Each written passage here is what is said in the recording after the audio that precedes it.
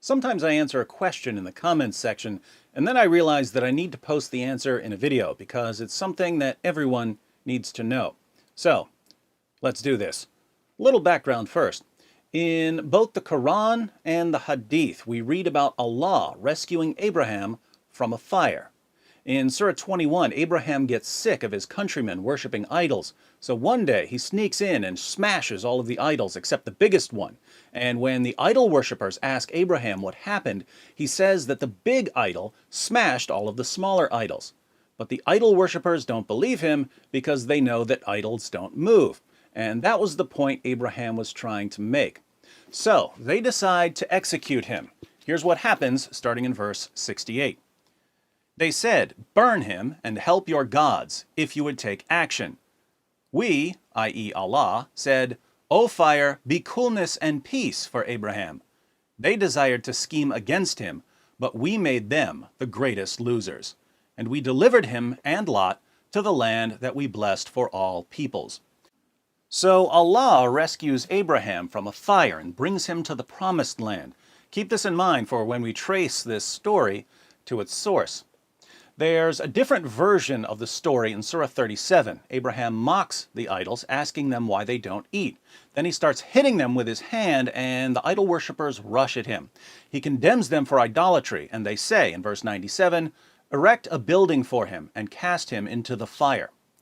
In the Hadith, we find out how Allah protected Abraham from the fire. Allah protected Abraham by sending animals to try to put out the fire. Muhammad uses this version of the story to explain why he ordered his followers to slaughter lizards. We read in Sahih al-Bukhari, number 3359, Allah's messenger ordered that house lizards should be killed, and said, it, i.e. the house lizard, blew the fire on Ibrahim, i.e. Abraham.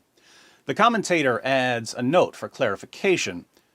When Abraham was thrown into the fire, it is said all the animals tried to extinguish the fire except the house lizard, which blew it.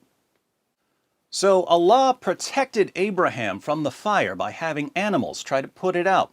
Lizards just wouldn't comply with Allah's plan, which is why lizards must be murdered. This brings us to my response. In a recent video, I mentioned that Abraham wasn't delivered from a fire. It never happened. And in the comments section, someone, I thought it was a Muslim, asked, "How do you know that Abraham was not thrown into the fire?" And here's my response. Because we know where the story came from. The story of God delivering Abraham from a fire was found in the Jewish Talmud, but it was based on a mistranslation of Genesis 15. In Genesis 15:7, God says to Abraham, "I am the Lord who brought you out of Ur of the Chaldeans to give you this land to possess it."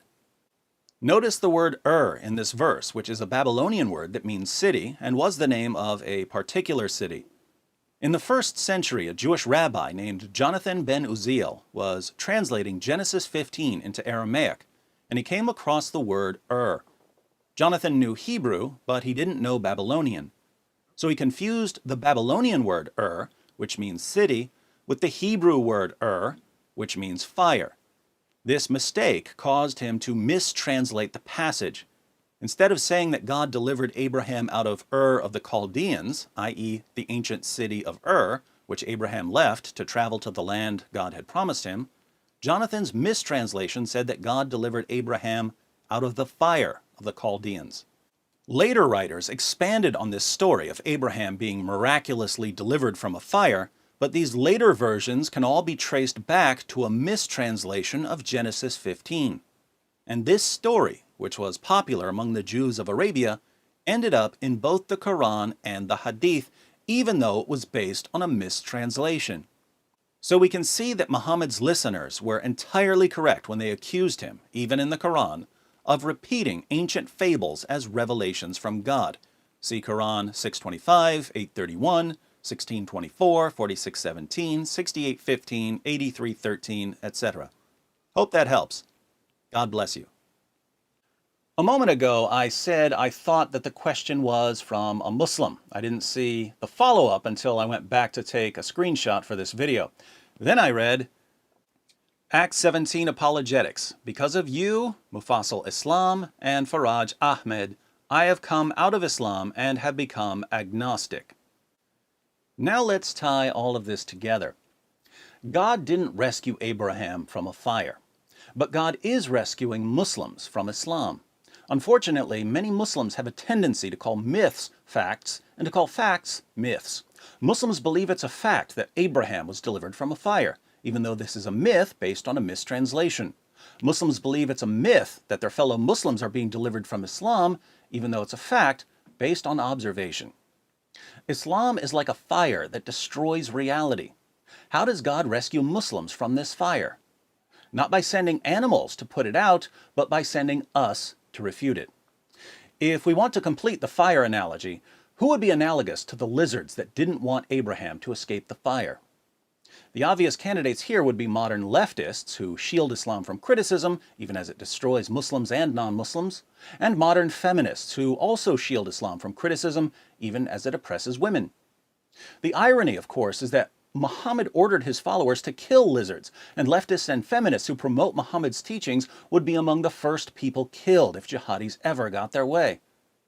For you leftists and feminists who are watching this video, if you don't care about Muslims and non-Muslims and women enough to confront Islam, you should at least do it to protect all the poor little house lizards that are being slaughtered in the name of Muhammad.